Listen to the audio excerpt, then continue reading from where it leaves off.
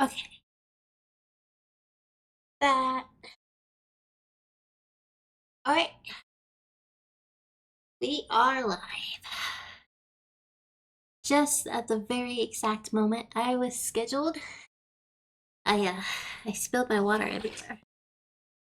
So yeah,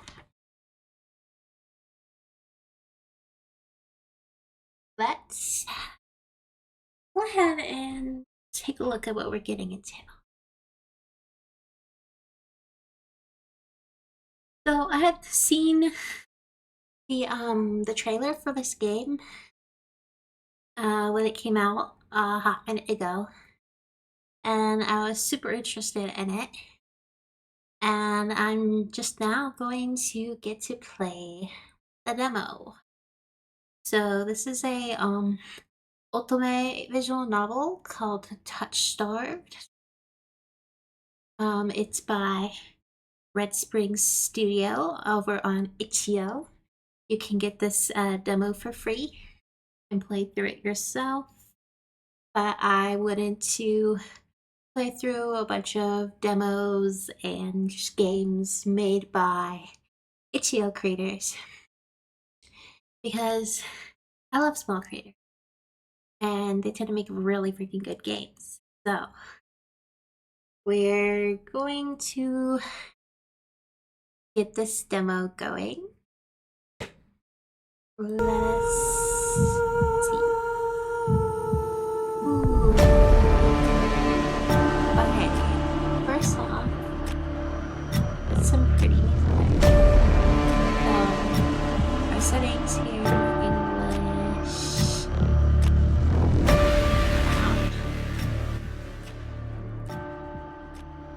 Are going lower sound a bit.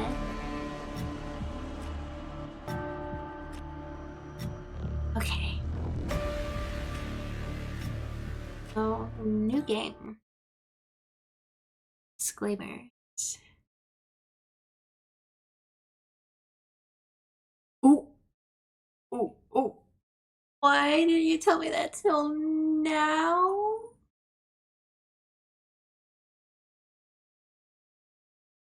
Okay.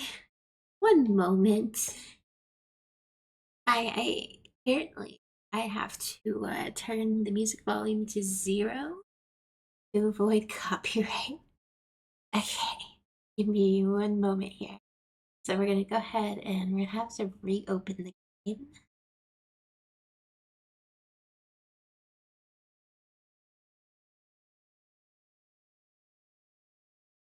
Ah, no.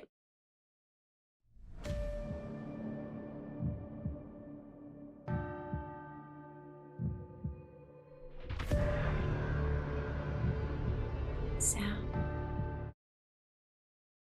Turn. Okay, we're good to go. Okay. Now we can say new game demo because it would not be good to get copyright. This is a demo to start prologue and not the finished product.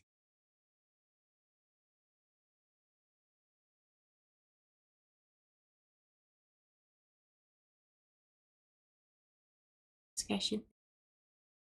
Oh, yeah, we should also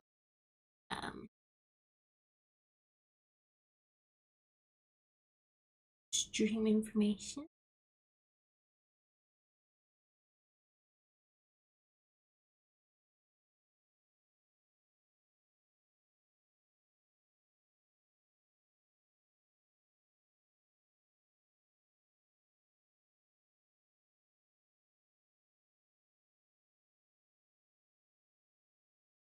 How to say sure.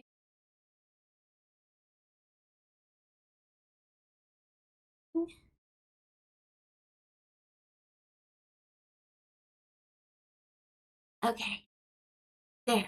But I already have my stream restricted for language, but it's restricted for everything. That's the case. Okay, now we are for sure. Check. Please click to proceed. Let's start.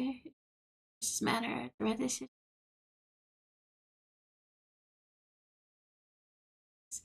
should contain exclusive content. Left click.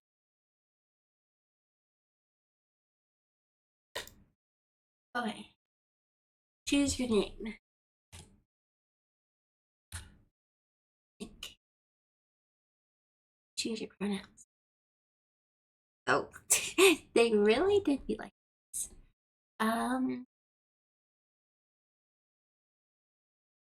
This world begins to unravel long before fog fall. Spectrum seems where reality was. That fog emerged monsters and human beings with some possessed language and intellect, others were mindless beasts driven by more than the desire to slaughter. Fell and unrest spread, humans united and monsters thrived in this. See about me. I'm not even sure if you're human. You're born cursed. Hands that alter the minds of anyone you touch. Choose your backstory. Select your origin. Oh, okay. I'm gonna tell you. I am like this. Okay. The unnamed fallen oracle. You're raised as an oracle in a remote temple. His claim to touch bestowed enlightenment. The visiting mage revealed your curse for what it is. Following the mage's word, led in search of the cenobium. Regularly experience unnatural premonition that rattle your body and soul. An innate sixth sense gives you a heightened awareness of hidden supernatural presences around you. Ooh. Okay. The Hound, forsaken thief. You're raised by society's outcasts, criminals who accepted you and no one else would. Partner in crime, friends in childhood, helped you steal enough money for a cure, then betrayed you. Oof. They left you with only enough coin to travel to Cenobium, your last hope. You have sharply honed social intuition. You survive and even thrive in the violent underbelly of any city, using your experience with the underworld to get ahead. Okay. Our last one is The Alchemist in Abandoned Mage. Exiled Cenobum Mage took you in as a child, raising you as her apprentice. She seemed to take pity on your curse, but you discovered that she was cultivating you as a test subject.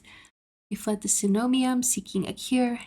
You were an experienced spellcaster with encyclopedic knowledge of alchemy, spellcraft, and history. With a little observation, you could identify the subtle effects of magic. Choices, choices. Really giving choices here. Okay. Honestly, I think I'm gonna go with the alchemist background. I think that's pretty cool to be something more powerful. Confirm. Okay. Name is Ringu. Select Sheester pronounce your backstory is alchemist. Isn't this correct? Oh wow. Like make sure you're sure on your decision. Okay. Sure, yeah.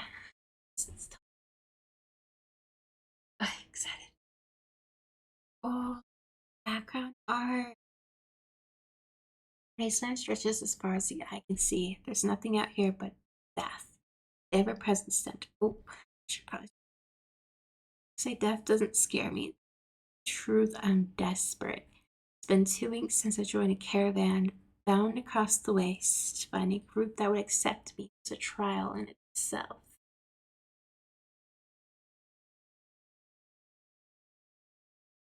Question. It looks like you might be having your trouble seeing. I will move out of your way a little. Sorry. I want people to see the text. There you go. That should be better. Okay. As rations grew sparse and canteen run dry, I began to despair. Then I saw it. Giant, whatever this is. Iridia, the city of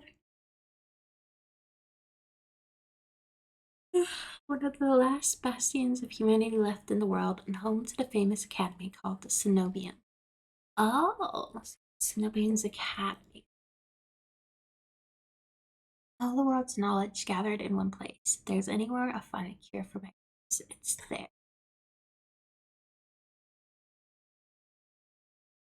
Stands between me and cure is a final stretch of salt-soaked wastes, so I think I see the first tendrils of a fog snaking beneath the wagon. Oh, so you know what? This fog. My stomach sinks at the very whisper of it. A silent storm more devastating than fire, dangerous in cities, but a death sentence beyond them. A thick blanket of fog engulfs us, smothering out the lantern's light. The wagon lurches to a stop. Eerie silence, heavy as the mist falls over us. The only warning we get is a strangled scream. Okay, we're already getting pretty horror up in here.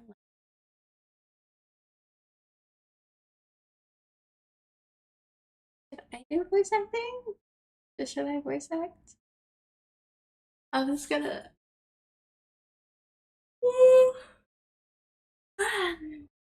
Okay. We got a decent voice yelling. Say that. Cry dissolves into wet gurgling. The wagon violently pitches to the side. Down hard. Air punched from my lung. Oh, are we gonna have a hot demon cutie already? I open my eyes. Adrenaline lends sudden, awful clarity. Carnage around. Oof. Trader I once shared bread with lies face down in the mud, their back reduced to long strings of torn muscle, gleaming gristle, exposed bone. Bodies litter the wasteland. I should not be smiling. I I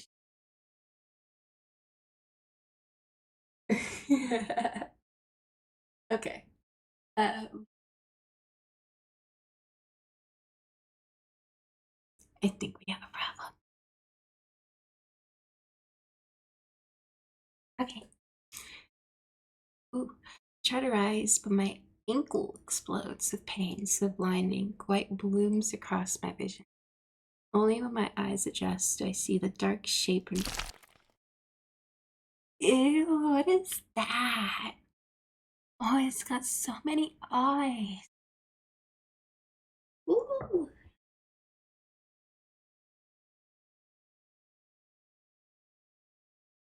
A soulless stoops over the twisted form of a carabiner. I freeze, but it swivels head. A dozen bulging eyes twitch in my direction and blink as well. Sure, I feel that. Ooh, like some Stranger Things shit. Soulless lets out an ear-splitting shriek, but right before it reaches me, the beast barrels past. Vanishing into the mist, distantly, a horse screams in the dark. I need to move now. For the city or head towards the west. Okay, I mean, I'd say it was safer at the city originally, and the wagon's flipped. So I would say we'd run towards the city. Run for the city. And take off running deeper into the haze. Fog is so thick that I fear I'm headed into the wrong direction until I see a dim pinprick of light emanating from the shadow of a spire. It's faint, but it's enough. Came too far to die. Oops. Rapid footsteps echo all around me. I turn in circles, frantically searching the opaque mist for the source. Fogfall twists and stretches sound. Suddenly, the caravan's driver bursts forth from our fog. Our eyes meet too late. He slams into me, knocking me into the ground, and slips in a patch of mud. Solus falls on him as soon as he slows. Catches the driver by his throat and rakes his stomach with razor-sharp claws. Comes apart like wet paper, spilling. Oh my god. Spilling intestines and viscera in a steaming tide. I think I'm already discerning. Fighting the urge to heave, I claw frantically through the slippery mud for a handhold. Shit. My hand catches on the jagged edge of a rib jutting up from the water. Bandages unfurl around the gouge torn deep into my palm. Pain's quickly forgotten when a hand closes around my wrist. Ooh, a traveler. Okay. It's just random traveler just asking stand. One of the travelers from the caravan leans over me. Oh, okay. I get it. We have a gentleman. Okay. Kind of cute, though. Cute, kind of. We need to run. I mean, oh, they them pronouns. Oh, wait. We gotta they them. We got a non-binary traveler. They reach for my hand. I realize too late that my bandages have come undone. No, don't touch me. Sensation of the thumb brushing back my hand sends a shiver down my spine. All it takes is one touch, and in the space of a breath, my curse takes hold.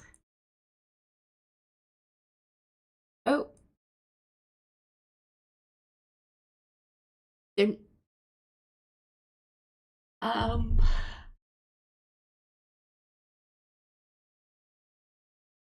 They're, very cute anymore.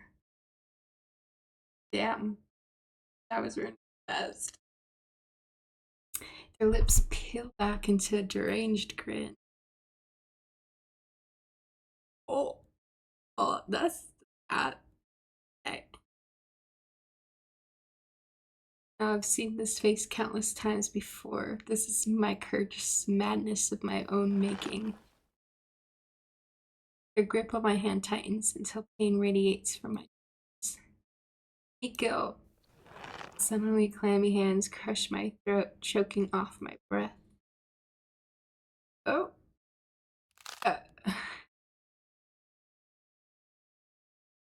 Spit bubbles of the corner of their mouth and flex my face. The edges of my vision darken as my lungs scream for air. Scream for help. Like, I mean, I'm a mage. Can't I use some, like, spells? Bro? Some spells? Some spells. Why? Why are we using spells? Seems like the most logical option right now.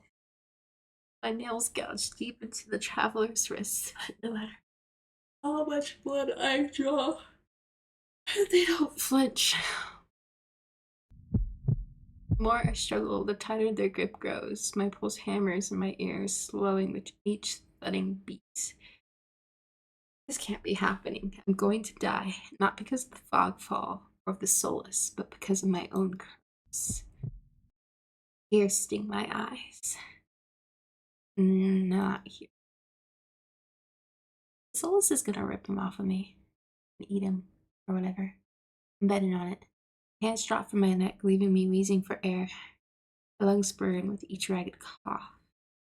My vision clears and the traveler's face takes shape, hovering inches from mine. Lips still split in that macabre smile, even as blood seeps between their teeth. Ooh.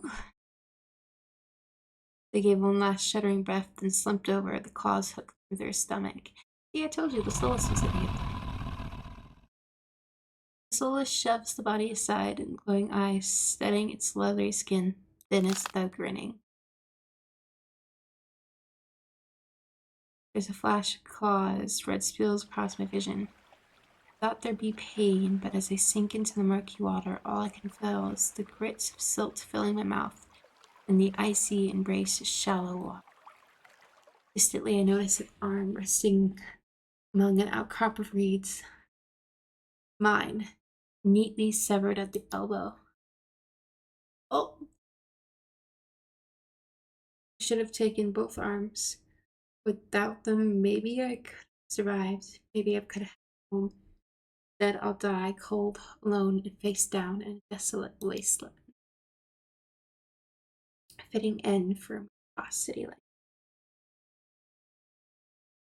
Oof. Huh. This is death. That is death.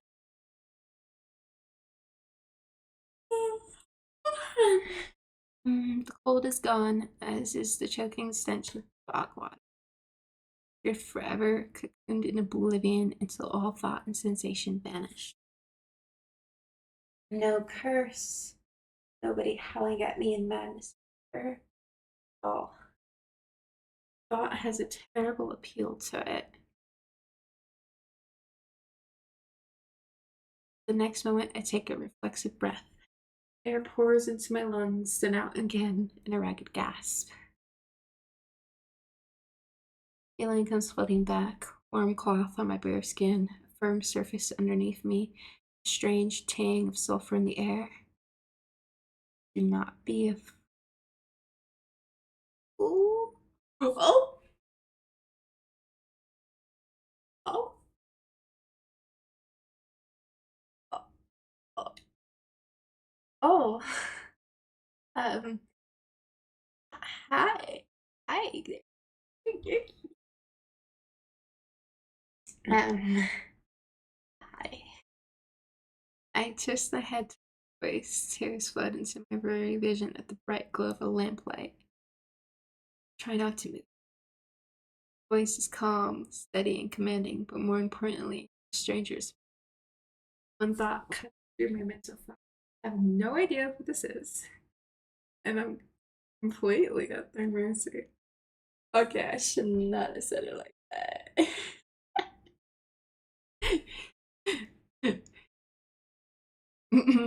stay, stay away from me. My words come out a little more than a creaky whisper. I kept my mouth shut, hating how weak and helpless I sound. No. Oh, oh, no, you're just gonna tell me no like that? I mean, you can tell me whatever you want. It's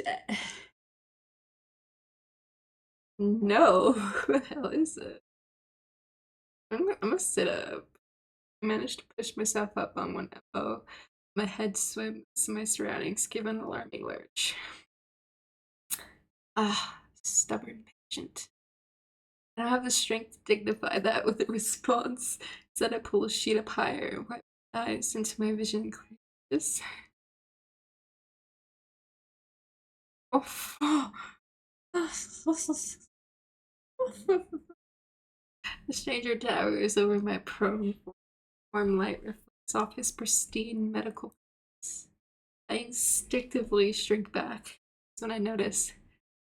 Oh! Oh! I'm completely naked, except for a thin linen sheet. Naked, lying on a low cot, with a pair of sharp golden eyes watching my every move. The man's gaze flickers to my exposed, unbandaged hands. I plunge my hands under the sheet to hide them from sight. Though it's too late, he must have noticed what they look like. Strange, cursed, inhuman.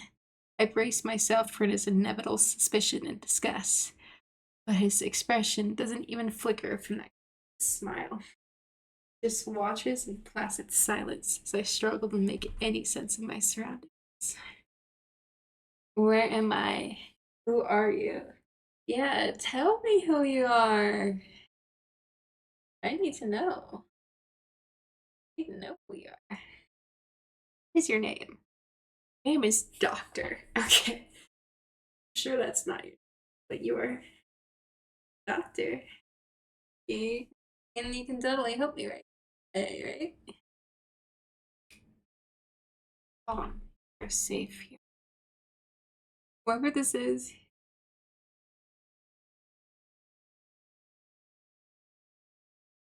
he has no idea who or what I am. I've never been safe anywhere with anyone. Even my own mentor, my teacher, thought I was nothing but a convenient specimen to use and discarded.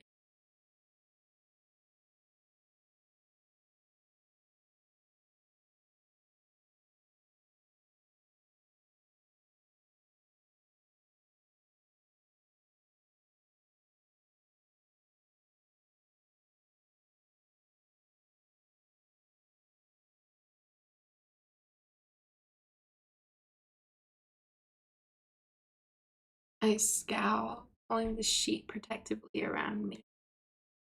Where are my clothes? Oh, good question. Man's golden eyes narrow slightly. A sharp sigh rustles the paper in his hands. I see you are not to be dissuaded. Yeah, I'm not to be dissuaded. Clothes were torn to shreds when I found it. I procured replacement clothes. The soft squeak, he stands from his chair, giving me a better view of my surroundings. I seem to be in some sort of medical clinic. Bottles of silvery chemical concoctions line the counters in neat rows. The air makes my nose twitch, faint with the smoke, and something distinctly metallic that I can't quite place. Oof. Okay.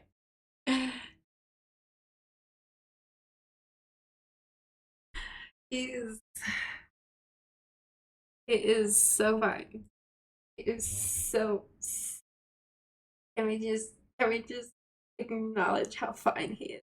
Like, everything about him is perfect. He is so fine.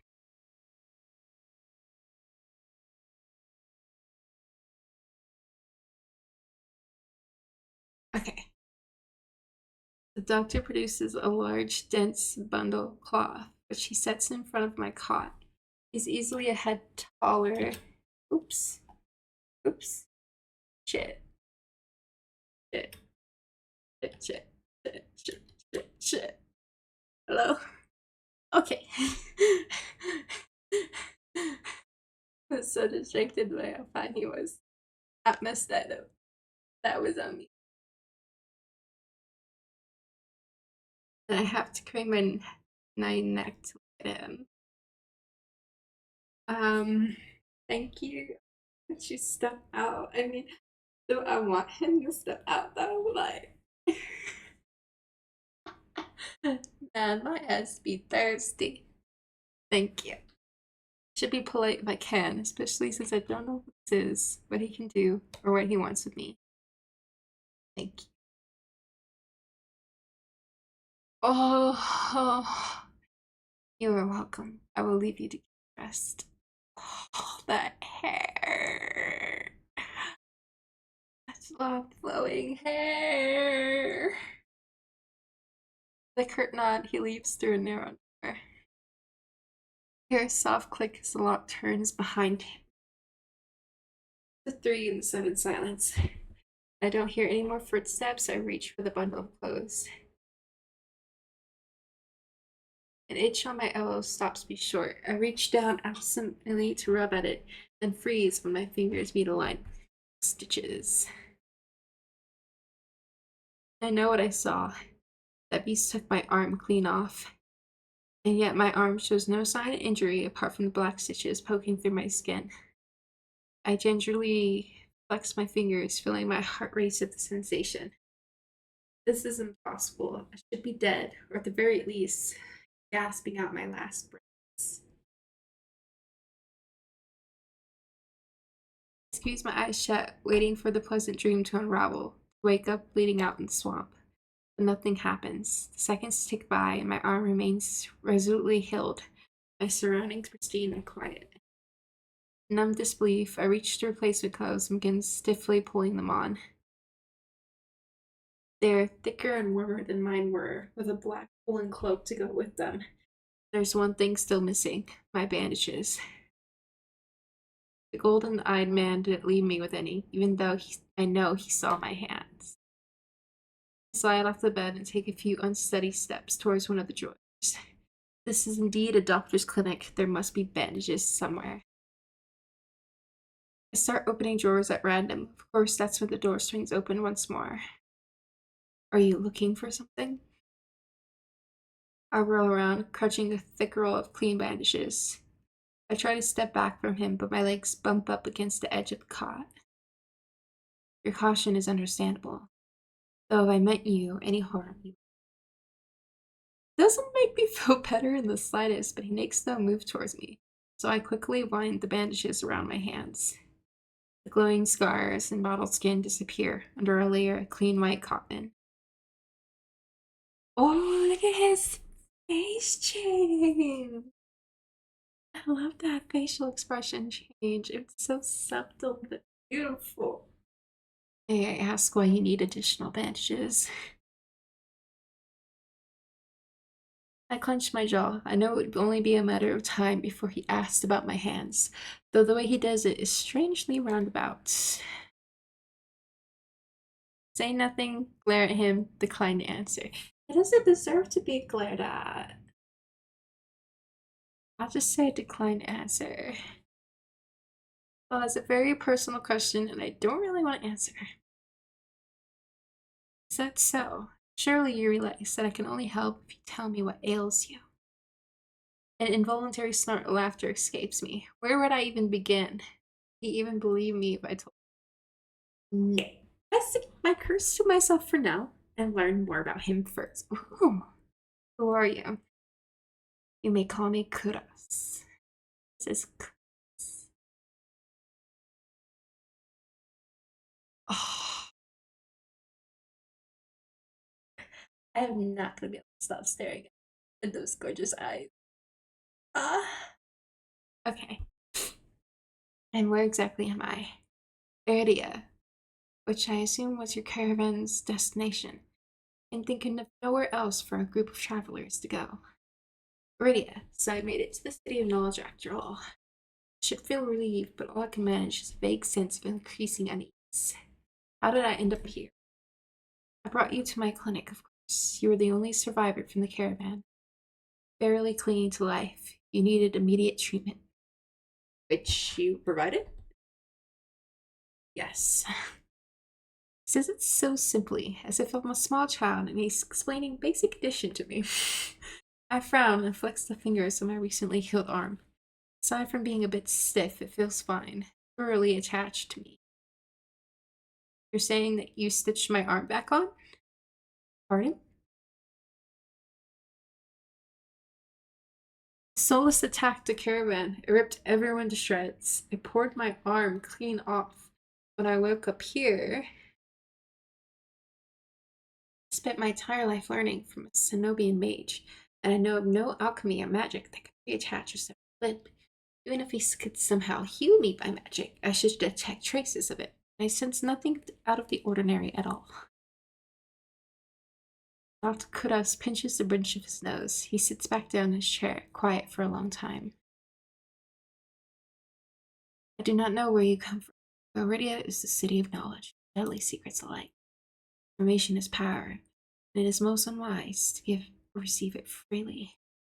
Since you have refused to divulge your secret, I will not divulge it. I do not even know your name. It's just, you are new to Iridia, so I will overlook this specific breach of etiquette. However, you should not expect others to extend the same courtesy. Do you understand? Looks pointedly at my freshly bandaged hands. Loath though I am to admit it, he has a point. I am also a complete stranger to him. He's telling the truth. He saved my life. I take a deep, steadying breath. This time when I speak, I sound a bit more like myself.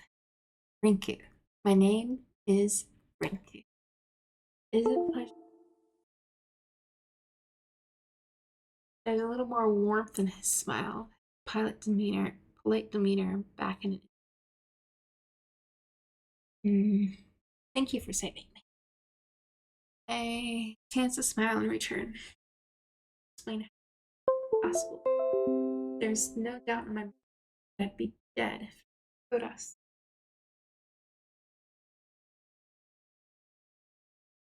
Oh my god!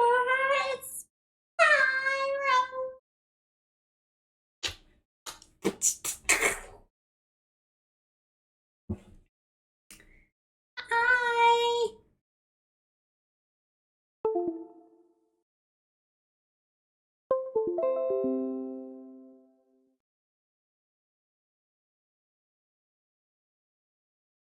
How are you?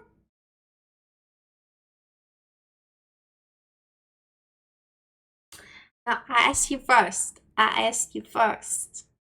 Tell me first.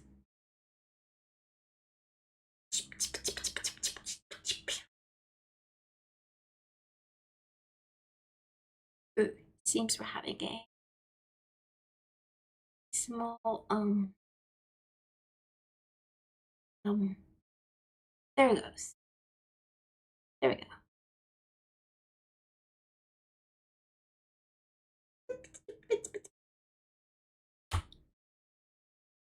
Yeah, we're having little, emotion issues. I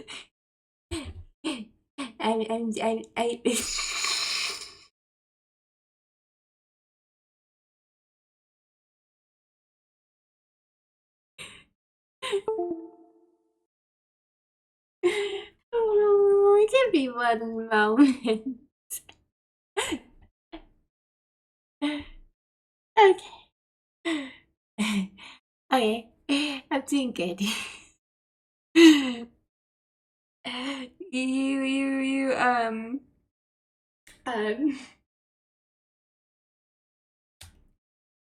yeah, you missed quite a bit here.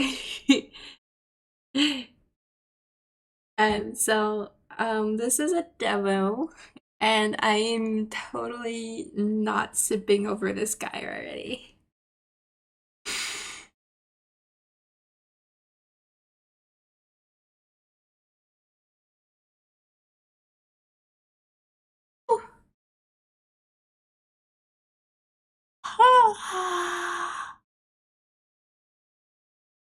I feel like I've been playing for a long time. Oh, I've been playing for over an hour.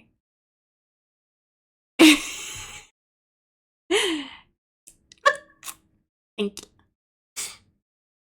He probably also forgot how fucking autistic I am.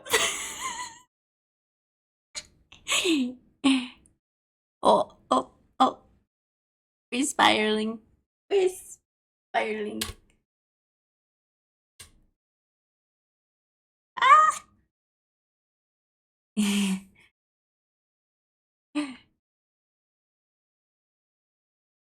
There we go. That's better.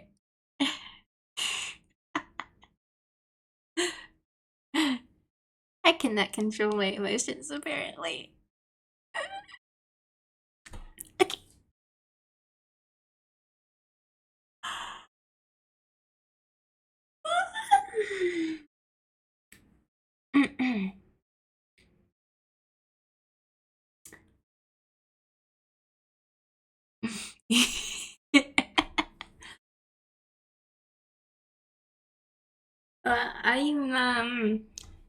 I'm happy to be back. So and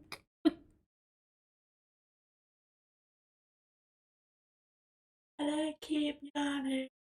I have no sugar in the house right now. I'm all out of soda. Yeah, you bet. You bet I'm gonna be renting stuff for real. I'm already working on projects and all kinds of stuff. So it's really good to be back.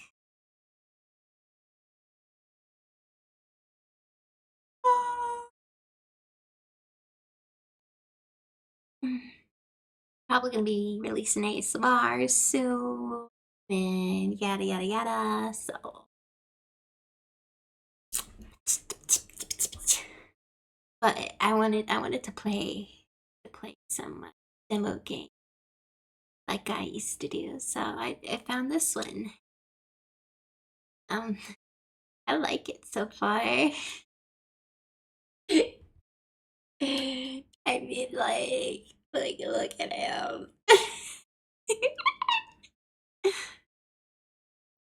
anyhow, anyhow.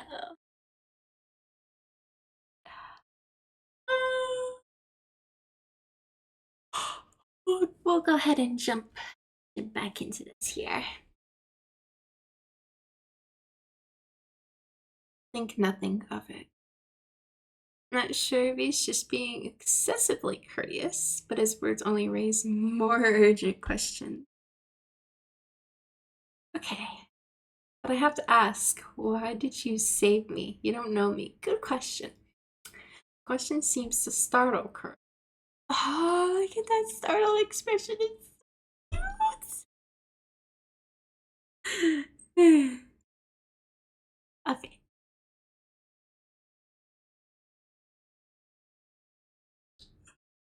Could barely leave you to die in the wastes. Assisting those in need is the very essence of a doctor's. I've never met a doctor who also handed out free clothes. My fingers find the edge of his cloak. There's a subtle but delicately embroidered pattern on the hem. I try not to think about what kind of price Kodos might ask for such well-made clothes. So we got fancy clothes. No, I suppose not. Forgive my presumption. I rarely come across such a fascinating patient. Oh, he's so cute. I blink. What did he just say? Ah, I simply meant that few could cling to life so resolutely or brave such a perilous journey to Lydia. Could not help being curious about you. Oh, oh. Mm, mm, yes. His voice dips to a soft murmur, and he abruptly looks away from me. You're pretty curious yourself. Am I? Well, I haven't forgotten about my arm. I wiggle my intact fingers at him. Clearly not. But you haven't asked me for any payment either.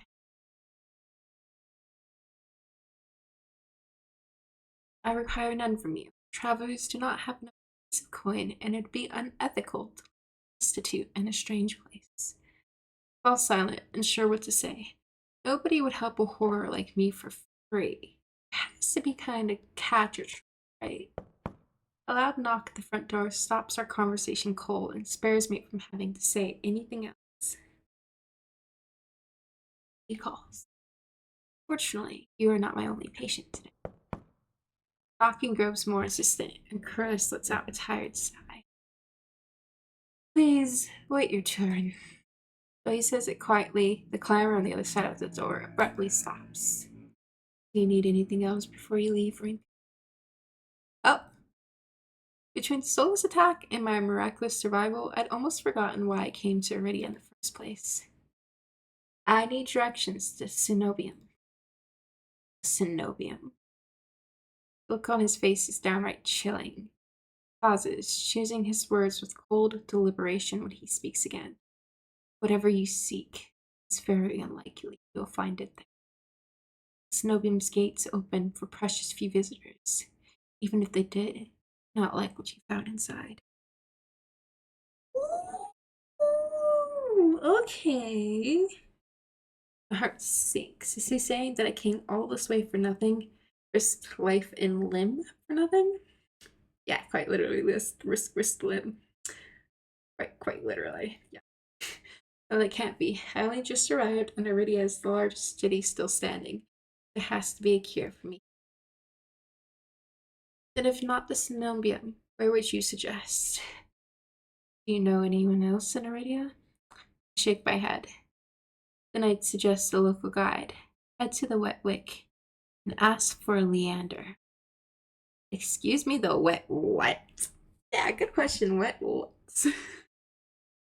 The wet. He sounds deeply unamused. Follow the postings advertising Leander's bloodhounds. They are difficult to miss. When you meet Leander, tell him I sent you. That isn't much to go on, but Chris points towards the clinic's back door. You'll be safe, so long as you do draw attention to yourself. That's easier said than done. Always been a magnet for the worst sort of attention. If you require any assistance, you may return when you wish. Oh, if I require assistance, I might just require assistance soon. I don't know.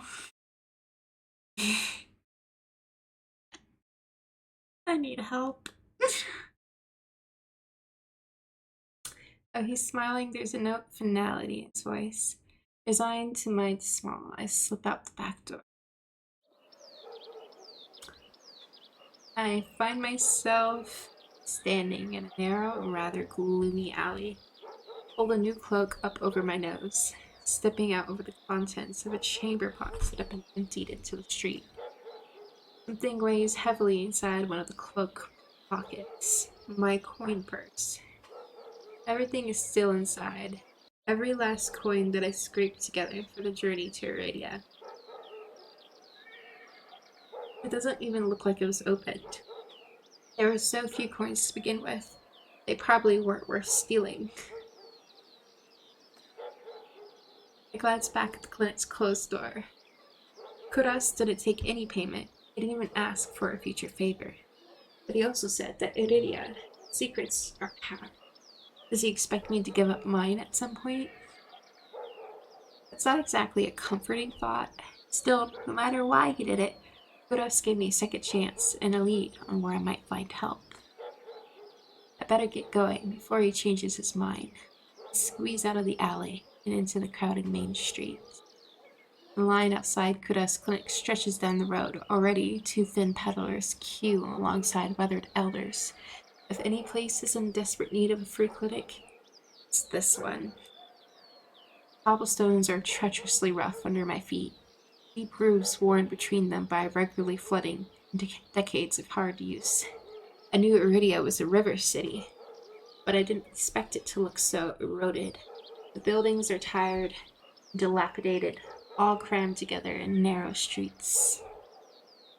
A child darts by, clutching something greasy, wrapped in paper. The smell of fried food drifts over to me.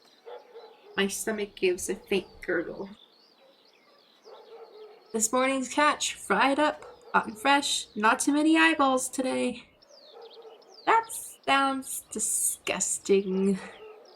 But I'm starving, so I duck my head under the stall's grubby awning. A large fish leers up at me, its three bulging eyes still visible through the thick layer of crispy batter. The vendor gives me a gap-toothed grin. What's the cheapest thing you got?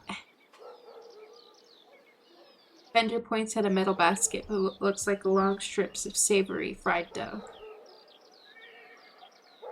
Fresh long lads, 3 copper apiece. Don't burn your mouth. Take the coins out, counting them gingerly. At this rate, I might not even be able to afford dinner. Reluctantly, I drop the payment on the counter and take my meal. 2 streets later, I pass under a wrought iron archway adorned with dangling garlands of red and pink lights. Buildings in this quarter are a dizzying riot of color, walls and tinted glass everywhere I look.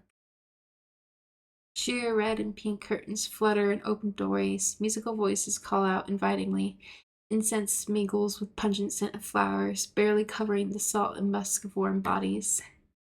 This must be Iridia's entertainment district.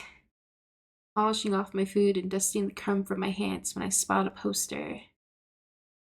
It features the silhouette of a smiling man wearing a single dagger-like earring and the word Bloodhounds printed above his head.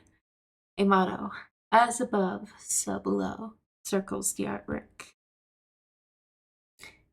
Leander is the leader of the Bloodhounds, and the face printed on the poster is likely his. I followed the line of identical posters around a corner and nearly hit my head on a precariously dangling wedding sign.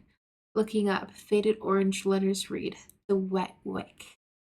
The facade of the building looks like it's seen better days, but I hear faint music and laughter coming from inside.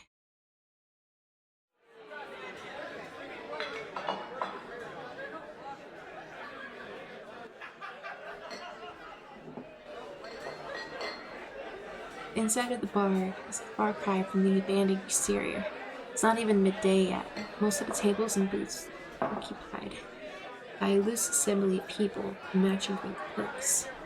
I'm no stranger to bars. Sometimes I would take my books to the local tavern for a change of scenery, but I much prefer quiet places. Cursory glance doesn't turn up anyone with a dagger-shaped earring. About to head towards the counter when a chant rises from the center of the room. Show! Show! Show! The remaining green cloaks abandon the bar and their booths rush towards the center of the room in a sudden torrent. There's no time to move out of the way. I'm caught swept along the ale-stitched current. Hey! Perfect chanting drowns out my voice. I thrash, throwing out my elbows as the press of gravity grows heavier. My hip knocks into a table. I grip it, holding on tight to steady myself. The crowd is stilled. Chanting stopped. A pair of gilded boots stride across the tabletop. Ooh. Oh, that's Leander. Seriously, you dogs, again. Scattered laughter and cheer arise from the audience. I drag my eyes upward.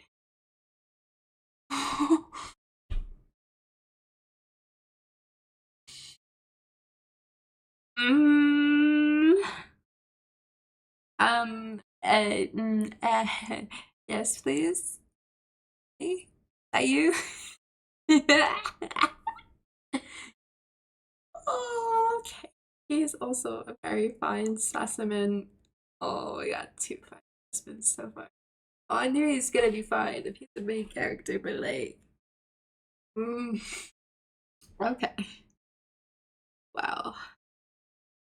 We are going to save. I've been playing for about an hour, but I am going to continue gameplay tomorrow. I actually did not expect gameplay to be this long, being a demo. I did not think it would take me an hour to get this far. Yeah. Wait. Okay. Well, um, thank you for coming by. I'm gonna go ahead and stream here.